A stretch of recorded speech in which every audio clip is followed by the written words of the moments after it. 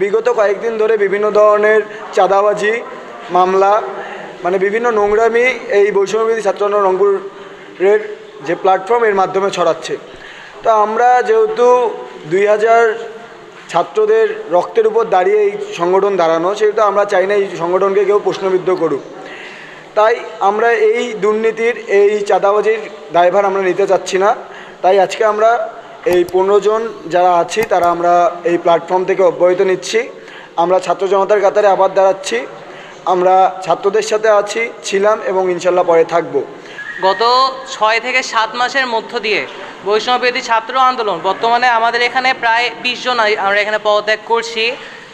আমাদের পদত্যাগটা এখন থেকে না, আমরা যখন থেকে নোংরামি দেখা শুরু করছি তখন থেকে আমরা অন রেগুলার বেসিস আমরা প্রোটেস্ট করা শুরু করছি। অবস্থাটা এমন ছিল যে আমরা শুধুমাত্র নিশ্চুপ কিন্তু অন্ধ না। আমরা সব কিছু দেখতাম কিন্তু আমরা চেয়েও কোনো কিছু বলতে পারিনি।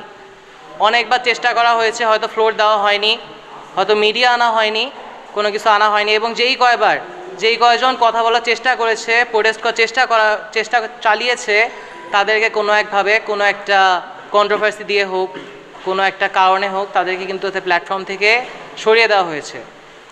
বৈষম্যবিরোধী ছাত্র আন্দোলন রংপুর মহানগর এবং জেলা উভয় কমিটির এখানে যুগ্ম সদস্য সচিব, সংগঠক এবং সদস্য সহ এখানে আজকে সবাই তাদের পদত্যাগপত্র জমা দিয়েছে। হয়তো সংখ্যাটি আরও বাড়বে।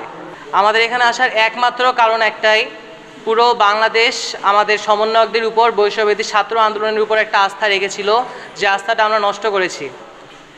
আমাদের প্ল্যাটফর্ম নষ্ট করেছে। আমাদের থেকে মানুষ এক্সপেক্ট করছিল আমরা বৈষম্যবিরোধী ছাত্র আন্দোলন, আমরা কাজ করব ছাত্রদের জন্য, আমরা কাজ করব জনগণদের জন্য, আমরা কাজ করব দেশের জন্য। আমরাও কোনো দিন এক্সপেক্ট করিনি যে আমাদের ভাই ব্রাদাররা কাজ করবে মানুষকে টেন্ডার নিয়ে দেওয়ার জন্য, মানুষকে জমি দালালি করে দেওয়ার জন্য, মানুষকে আসামি বানায় দেওয়ার জন্য, মানুষের থেকে টাকা খাওয়ার জন্যে। যেহেতু এইসব অন রেগুলার বেসিস চলতে আসছে, তারা জুয়া পতিতালয় থেকেও টাকা খাইতে ছাড়তেছে না।